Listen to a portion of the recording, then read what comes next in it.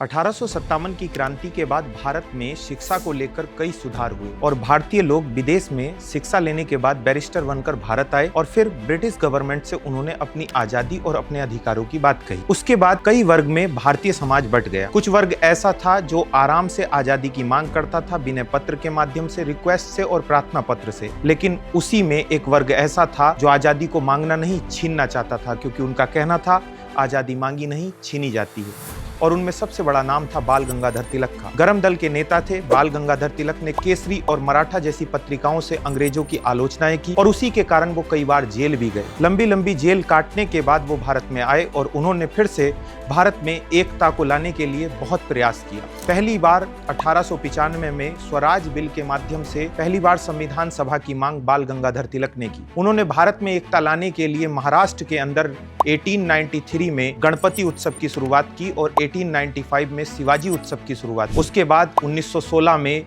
महाराष्ट्र में home rule league की स्थापना करके उन्होंने घर के शासन और नियमों को मांगने की कोशिश। फिर बाद में लिखित रूप से संविधान की सभा M.N. रॉय के द्वारा की गई पुणे महाराष्ट्र, और फिर इसी प्रकार से ये सिलसिला आगे बढ़ता रहा और फाइनली संविधान सभा 6 दिसंबर 1946 को बनकर तैयार हुई, जिसने बाद में स्वतंत्रता तक काम किया।